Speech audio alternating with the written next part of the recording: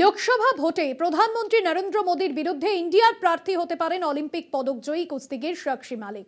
আনুষ্ঠানিকভাবে এই নিয়ে আলোচনা না হলেও ঘরোয়াভাবে ইন্ডিয়ার শরিকদের মধ্যে মোদীর বিরুদ্ধে জুৎসই মহিলা মুখের খোঁজে সাক্ষীর নাম নিয়ে জোরদার জল্পনা শুরু হয়েছে। ভারতের কুস্তি ফেডারেশনের প্রাক্তন সভাপতি তথা বিজেপি সাংসদ ব্রিজভূষণ শরণ সিং এর বিরুদ্ধে মহিলা কুস্তিগিরকে যৌন নিগ্রহের অভিযোগ সত্ত্বেও প্রশাসন ব্যবস্থা নেয়নি। এই নিয়ে অভিযোগে সরব হন সাক্ষী মালিক সহ দেশের হয়ে আন্তর্জাতিক মঞ্চে পদকজয়ী কুস্তিগিররা। সম্প্রতি ফেডারেশনের ভোটে ব্রিজভূষণের বকলমে সঞ্জয় সিং সভাপতি নির্বাচিত হতেই জটিল আকার নেয় ব্রিজভূষণ বিতর্ক।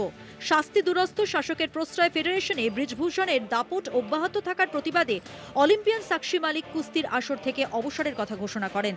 তাকে অনুসরণ করে বজরং পুনিয়া পদ্ম খেতাব থেকে অর্জুন পুরস্কার ফিরিয়ে দিয়ে কেন্দ্রের ভূমিকার প্রতিবাদে সরব হন।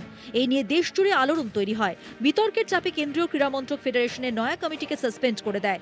উদ্ভূত পরিস্থিতিতে ইন্ডিয়ার শরিকদের মধ্যে মোদীর বিরুদ্ধে অভিন্ন বিরোধী প্রার্থী হিসেবে সাক্ষী মালিকের নাম নিয়ে চর্চা শুরু হয়।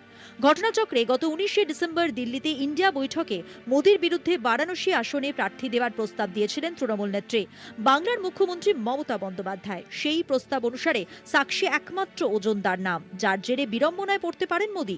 সূত্রের দাবি, বিজেপি নেতা ব্রিজভূষণের নারী নিগ্রহ কেন্দ্রিক বিতর্কের জেরে মোদী সরকারের মহিলা বিরোধী ভাবমূর্তিকে অস্ত্র করতে চায় ইন্ডিয়া। তার প্রেক্ষিতে সাক্ষী মালিকের মতো জনপ্রিয় ও প্রতিবাদী মুখকে বারাণসীতে দাঁড় করানো গেলে মোদীকে তো বটেই, দেশ জুড়ে মহিলাদের মধ্যে বিজেপি বিরোধী জোরালো বার্তা দেওয়া যাবে বলে সংশ্লিষ্ট মহলের ধারণা। উল্লেখ্য, সংসদে মহিলা সংরক্ষণ বিল পাশ করিয়ে তাকে আসন্ন লোকসভা ভোটের প্রচারে বিশেষ গুরুত্ব দিতে চায় পদ্ম শিবির। তাঁর সরকার মহিলাদের অধিকার রক্ষায় কতটা আগ্রহী তা তুলে ধরতে মোদী ইতিমধ্যে নানা সমাবেশে তাঁর ভাষণে বুঝিয়ে দিয়েছেন। তার পাল্টা সাক্ষী মালিককে সামনে রেখে প্রচারে ঝড় তোলার কথা ভাবছে বিরোধী শিবির। উত্তরপ্রদেশে দুই প্রধান দল সমাজবাদী পার্টি ও কংগ্রেসের মধ্যে আসন বন্টন নিয়ে আলোচনায় বারাণসীতে সাক্ষীর নাম নিয়ে আলোচনা চূড়ান্ত হতে পারে বলেই মনে করা হচ্ছে। কলকাতা টিভি।